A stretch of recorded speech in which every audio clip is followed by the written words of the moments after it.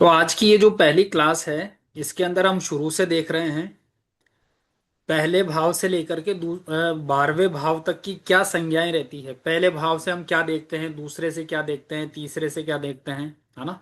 इस प्रकार से जी तो जो पहला भाव है जन्म पत्रिका के अंदर जो 12 भाव रहते हैं, उसके जी अंदर जो पहला भाव है वो हमारा खुद का है। जी। इसी जन्म का जो लग्न है ना, इसी जन्म हमारा जो जन्म हुआ ना, वो हमारा इस जन्म का लग्न है पहला भाव, जिसको हम ठीक लग्न है। कहते हैं, है ना। पहले भाव को हम लग्न भी कहते हैं। वो हमारे इस जन्म का लग्न है।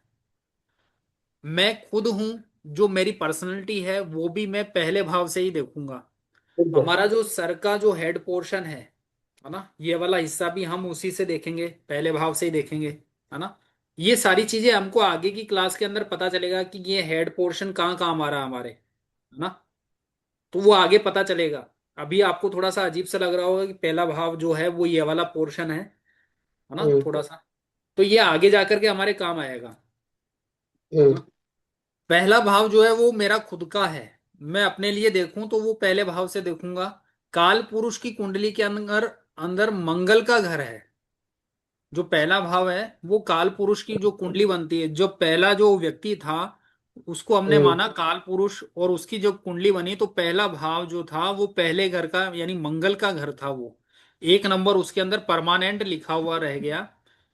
हम्म वो मंगल का घर है। पहला घर जो है वो मंगल का है। मंगल यानी क्या है? आर्मी, आर्मी है ना। और ये जो पहला घर है ना वो दुनिया दिखावे का घर है। हम्म दिखावा जहां से हम देखते हैं ना वो पहले घर से देखते हैं। पहला घर देश है ना। जन्म स्थान नहीं बोल रहा हूं। पहला घर किसका है? देश का है ना। अपने हम्म देश का जो है। भाई आप जैसे भारत से हो तो भारत के लिए आप कहाँ से देखोगे अपने लिए कि आपको देश के अंदर कंफर्ट रहेगा या नहीं रहेगा, या आप कहाँ से देखोगे? पहले भाव से देखोगे। ये चीजें सारी आगे क्लियर होगी। इनको ठीक अभी है। नोट करके अपने माइंड में सेट करके रखना है। इस घर में जो ग्रह होगा उससे संबंधित उसका व्यक्तित्व झलकेगा। हम्म जैसे मैंने पहली क्लास में बताया था पिछली कक्षा में कि आपके अगर मंगल बैठा हुआ है पहले घर में तो आप मंगल वाले व्यक्ति हुए। आपका जो बिल्कुल नेचर है, आपका जो व्यक्तित्व है, आपकी पर्सनैलिटी है वो उस ग्रह के अकॉर्डिंग रहेगी। बुध बिल्कुल है बिल्कुल। तो फिर बुध के अकॉर्डिंग रहेगी आपकी पर्सनैलिटी, है ना। तो आपका जी व्यक्तित्व किसके अंदर झलकेगा? जो पहले घर के अंदर कोई ग्रह बैठा हुआ होगा। अब मान लो किसी के ग्रह ही नहीं बैठा हुआ तो राशि बैठी हुई रहती है। अब बीएनएन के अंदर हम ग्रह को 100%, 80% देते हैं। 80% से हम ग्रह को देखते हैं और 20% मात्र राशियों के माध्यम से देखते हैं। वैसे तो हम्म आवश्यकता पड़ती नहीं है राशियों की, लेकिन फिर भी चलो मान लो कि आगे चल करके देखें और किसी भाव के अंदर कोई ग्रह नहीं हो तो उसका हम राशि से हम देखते हैं, क्योंकि राशि और राशि का स्वामी तो वही है ना, ग्रह ही होंगे, है ना। मतलब अगर सूर्य है तो वो व्यक्ति क्या हो गया? सूर्य वाला हो गया। मंगल है तो मंगल वाला व्यक्ति हो गया। केतु है तो केतु वाला व्यक्ति हो गया। इस प्रकार से हम देखते हैं। दूसरा भाव जो है वो मेरा है, मेरा परिवार का है, पत्नी का घर है ना। मेरा परिवार का भाव भी कहाँ से है? दूसरा घर है पत्नी का घर, भोग विलासिता का घर। क्योंकि वो किसका घर है? शुक्र का घर है। दूसरा घर शुक्र का है तो वो भोग विलासिता, लग्जरियस, है ना। पैसे, धन, समृद्धि वगैरह, सुख संपदा, इनका दूसरा घर है। और दाई आंख, जो दाई आंख है ना, उसको भी हम दूसरे घर से देखते हैं। भोजन करना या खाने की आदत, वो भी हम दूसरे घर से देखेंगे। कोई भी हम्म चीज एकत्रित करना, कई बच्चों को चीजें इकट्ठी करने की वो आदत रहती है। कई कई लोगों के पास में आपने देखा होगा कि नोट, कई पुराने नोट इकट्ठे कर रखे हैं, पत्थर इकट्ठे करके रखे हुए हैं। तो इस प्रकार से दूसरे घर से।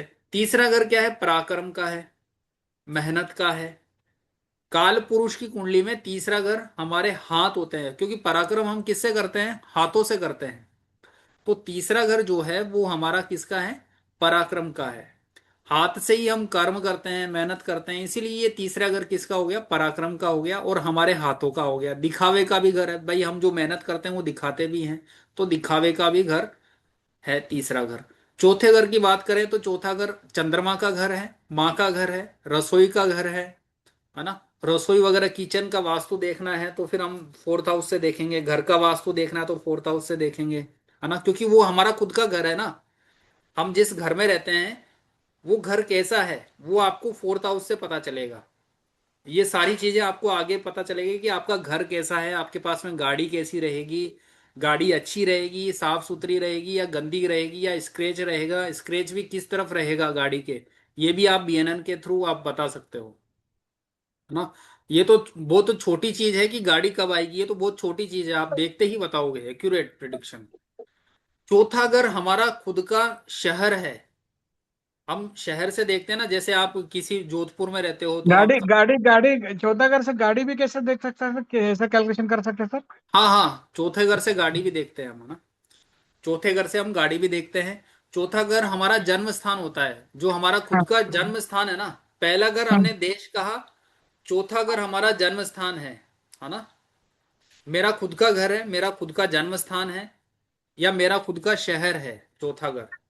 पांचवा घर जो है वो पिछले जन्म का लग्न है, कि आप पिछले जन्म में क्या थे, वो आप इस पांचवे घर से आप पता लगा सकते हो, है ना।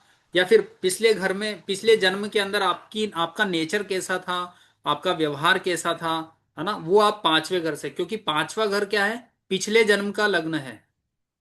इसी जन्म आपके एक जो लग्न पत्रिका है उससे आप इस जन्म की तो छोड़ो, आप पिछले जन्म की भी देख सकते हो, और आगे आने वाला जन्म आपका कैसा रहेगा वो भी आप पता लगा सकते हो। और आप ही नहीं, आपके अपने लिए ही नहीं, आपके संतान के, आपके संतान के लिए, आपके जो दादाजी हैं वहां तक कि आप पिताजी, पिताजी तो देख ही पाओगे आप, है ना। अपने पिताजी के लिए, अपनी वाइफ के लिए, मतलब पूरा जो ओवरऑल फैमिली है ना, वो आप खुद की जन्म पत्रिका से देख करके बता सकते हो।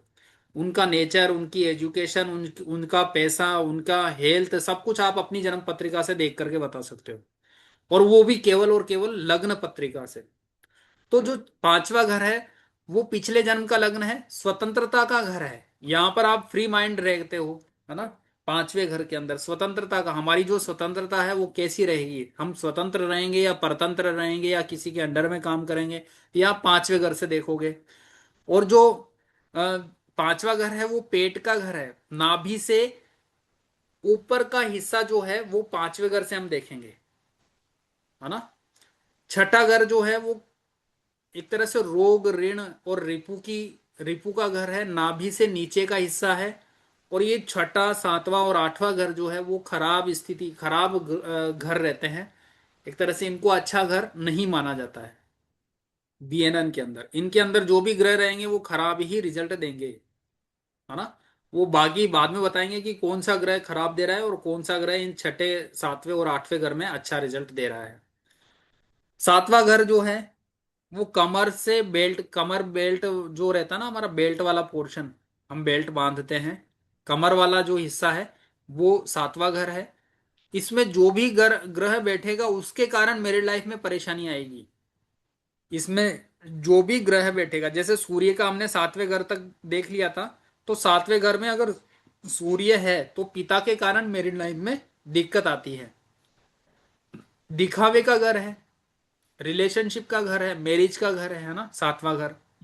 और शरीर की बात करें तो हमारी कमर का हिस्सा जो है वो सातवें घर से हम देखते हैं। आठवां घर अंधेरे का घर है, मृत्यु का घर है।